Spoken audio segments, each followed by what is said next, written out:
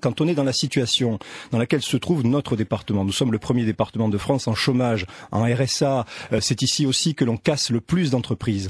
Il faut que les élus se consacrent à leur mission de conseiller départemental. Le cumul des mandats, c'est la solution à ce fléau qui consiste à avoir des gens qui gèrent dans l'entre-soi, qui sont maires, qui sont présidents de communautés de communes, qui sont conseillers régionaux, qui oublient même la plupart de leurs mandats. Ils sont partout et nulle part à la fois. Et ils n'ont aucun résultat. L'expérience aussi. C'est pas de l'expérience. L'expérience pour tuer les autres et puis pour se prendre les places, ça c'est clair. Mais ils n'ont pas d'expérience à proprement parler, parce que s'ils avaient de l'expérience, on aurait des résultats différents dans ce département, convenez-en. Nous n'avons pas une situation aussi catastrophique simplement parce qu'un nuage radioactif s'est mis sur le département des Pyrénées-Orientales. Si nous sommes les derniers en termes de chômage, ou les premiers selon l'ordre du tableau, si nous sommes les premiers en termes de RSA, c'est bien qu'il y a ici des décisions qui ont été prises par les élus de droite et de gauche, tout aussi cumulards qu'ils sont, qui ont été absolument suicidaires pour le pays catalan. Je précise, Bruno Delmas, que vous avez toujours une carte à l'UMP, si je me trompe pas, et que votre binôme, Christine Espert, est la responsable du MoDem dans les Pyrénées-Orientales. Voilà, vous voulez dépasser les clivages politiques, mais vous êtes quand même vous-même un politique. C'est ça l'Olivier, c'est de dire chacun peut penser ce qu'il veut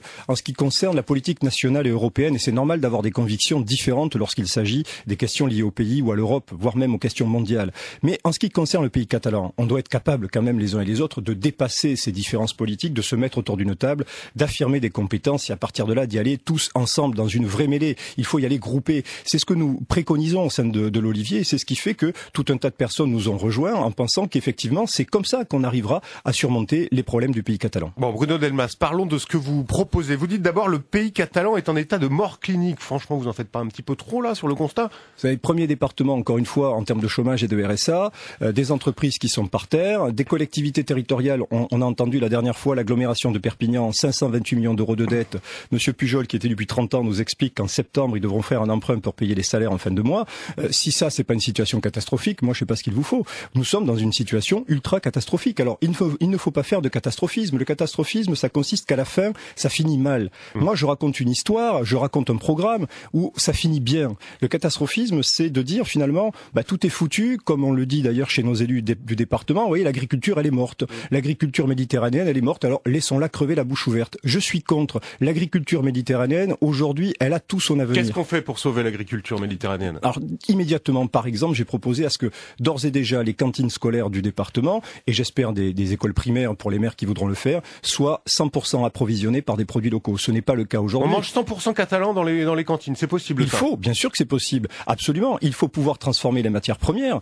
Par exemple, quand on a des pommes de terre, des tomates, ce genre de choses, ça ne peut pas rentrer directement dans les cuisines centrales. Ça suppose d'être transformé dans des conditions d'hygiène et d'alimentaire tout à fait convenables, ce que font d'ailleurs les gros industriels de l'agroalimentaire dans le Nord. Nous, on va le faire avec des crédits sociaux, en montant une entreprise d'insertion, en proposant à des personnes en insertion un contrat unique d'insertion, pouvoir venir travailler dans cette entreprise d'insertion et transformer les produits alimentaires pour nos enfants. Pardon Bruno Delmas, mais de la viande de sardine capsire pour les collégiens ou les écoliers, ça va être hors de prix, non? Pas du tout. C'est un prix qui est tout à fait abordable. D'ailleurs, Madame Malherbe, je crois annoncer sur votre antenne récemment qu'elle avait donné consigne à l'UTSIS enfin d'aller acheter de la viande en sardine capsire. Vous voyez, comme quoi, il suffit un peu de les secouer pour qu'ils comprennent que les choses sont complètement possibles. Alors on va les secouer un peu plus à partir du 22 mars. Bon, vous dites aussi tout pour les entreprises. On aide quelles entreprises et à quelle hauteur? Parce que c'est bien joli de dire, on va booster l'entreprise locale. Mais comment on fait très concrètement, Bruno Delmas? Vous savez, moi je suis chef d'entreprise. Une entreprise, de quoi elle a besoin? Elle a besoin d'un marché, elle a besoin de compétences, de main-d'œuvre, elle a besoin de fonds propres aussi pour investir. Donc aujourd'hui, la clé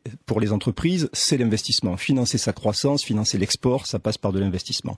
L'investissement, il doit être direct à travers des fonds d'investissement de proximité. Ça, ce sont des outils qui existent depuis un certain nombre d'années, sur lesquels nous n'avons rien fait dans ce département alors que les besoins sont importants. Donc moi je propose un investissement effectivement à travers des fonds d'investissement de proximité dans 3 domaines, le tourisme, l'agriculture et l'innovation, parce que sur l'innovation nous sommes relativement en retard, même s'il existe sur le département de belles pépites en matière de nouvelles technologies. Et l'argent, on le trouve où? Il faut faire des économies, vous dites qu'il faut faire des économies au Conseil Général, vous voulez quoi, réduire le nombre de fonctionnaires? Comment on fait? L'argent existe par exemple, ne serait-ce que dans les dépenses de communication de Madame Malherbe, pour afficher son visage dans toutes les pages de l'accent catalan, ça coûte quand même l'équivalent de 2 millions d'euros au département. Donc ce genre de choses, on peut parfaitement économiser. Personnellement, si je suis président... vous êtes président du conseil départemental, il n'y a plus de journal du conseil départemental. C'est important aussi de communiquer, de montrer ce qu'on fait.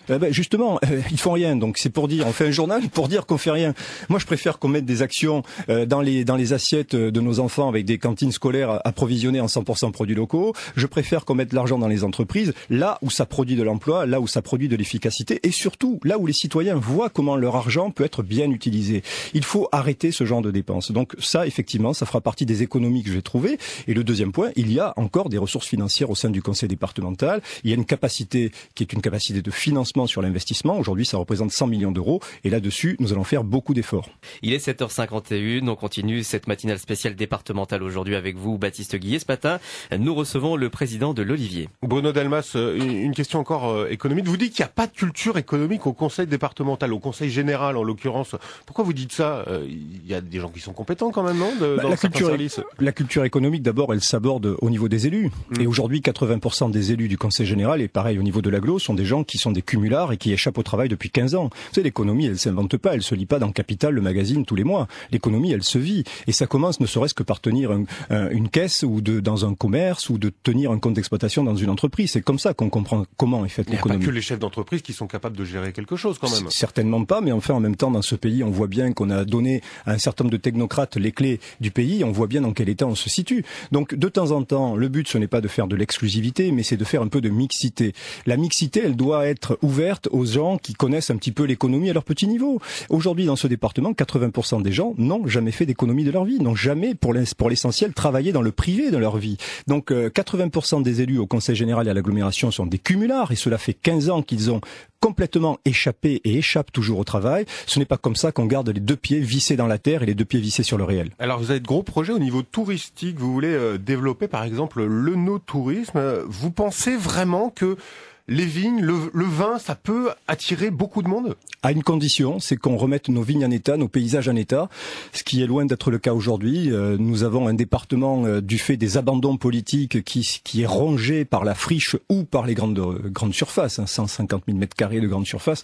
Évidemment, on est en train de tuer la viticulture et l'agriculture. Regardez aussi à Rivesaltes, 60 hectares pour faire un karting géant. Ça veut dire qu'on a clairement abandonné la viticulture dans ce département. Moi, je suis convaincu parce qu'il y a 1 million de séjours en Europe qui valent à peu près 600 millions d'euros de chiffre d'affaires en plus pour le tourisme départemental. Sur ce marché-là, on a vocation à être parmi les premiers, sinon le premier européen. Alors ça, c'est le constat, mais comment on fait? Quel levier on actionne? Alors d'abord, on rebâtit ce pays catalan. On relève les murets des vignes. On redonne leur image à nos paysages. Ça passe aussi par les crédits d'insertion et c'est essentiel. Regardez à Bachas, mon village, ce qui a été fait aux Crespetites. Nous avons un vignoble d'excellence où les gens viennent par dizaines se promener parce que c'est très beau. Et ensuite, il faut aider les caves, et pas que les caves coopératives. Il faut aider les caves particulières à devenir des vrais ambassadeurs de notre viticulture. Donc il faut leur donner les moyens chez elles, et pas sur les marchés qu'à l'étranger, chez elles, d'améliorer l'accueil, de pouvoir accueillir des gens à travers des chambres d'hôtes et des hôtels de charme. Aujourd'hui, on a un vrai déficit là-dessus. Ça passe encore par de l'investissement, et cet investissement, c'est celui que nous allons consacrer à travers le Conseil général. Vous dites renommer le pays catalan. Il n'est pas assez visible, il n'est pas assez lisible, ce territoire, aujourd'hui? Vous savez, tous les élus, depuis des années, se tordent le nez pour éviter d'annoncer que nous sommes le pays catalan.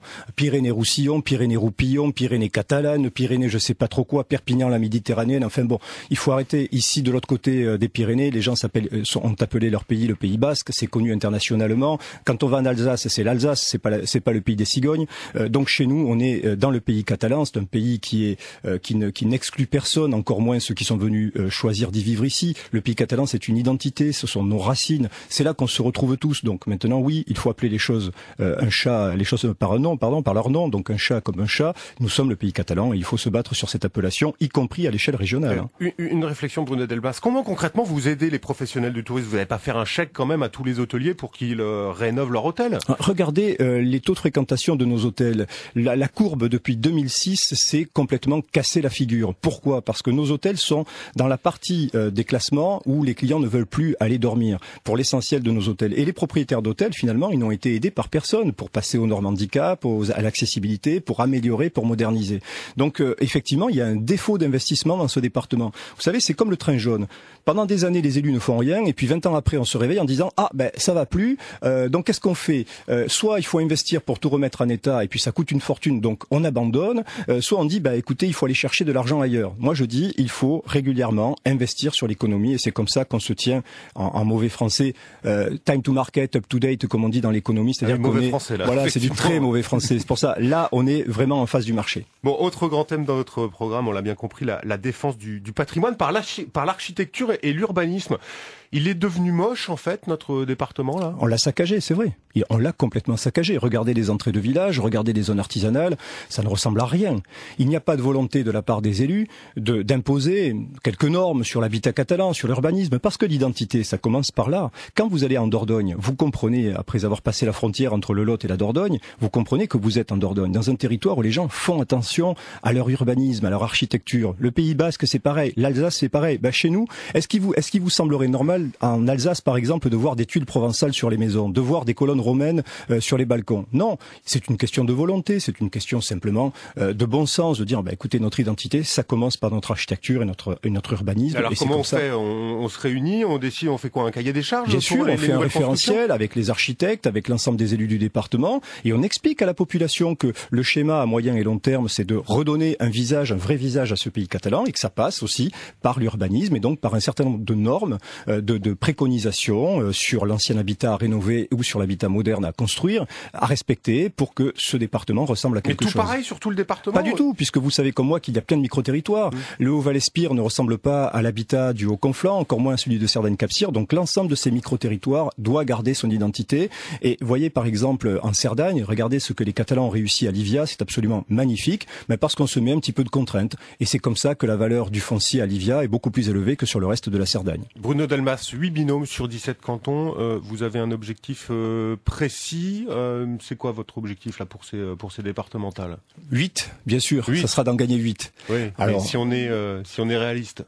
Si on est réaliste, ça sera 8. Vous savez, le réalisme, c'est quoi? Quand je vais sur le terrain, l'état de colère des habitants du pays catalan qui ont été abandonnés, les agriculteurs, les entreprises, les commerçants, vous croyez vraiment que demain, ils vont lâcher le pays catalan? Vous croyez vraiment que demain, ils vont pas aller voter? Vous croyez que demain, ils vont continuer d'aller voter pour les amis de Monsieur Pujol et pour Madame Malherbe qui ont mis le département et l'agglomération par terre? Non. Les Catalans, ils vont se relever. Comme ils l'ont fait contre la THT, comme ils l'ont fait contre la Septimanie, ils vont se relever parce que c'est l'avenir du pays catalan qui est en jeu. Bruno Delmas, le président de l'Olivier, ce matin sur France Bleu Roussillon, vous vous présentez avec Christine Espert sur le canton du Ribéral. Alors on va citer tous les binômes qui seront face à vous, c'est la règle. Robert Villa, UMP et Nathalie Piquet. Pour le FN, Bruno Le Maire, Anne-Marie Lax. PS Front de Gauche, François Figueras, Priscilla Beauclerc. Et enfin, Sophie Rouault, Jean-Marc Panis, Europe Écologie Les Verts. Merci beaucoup Bruno Delmas. À vous. À bientôt, bonne journée.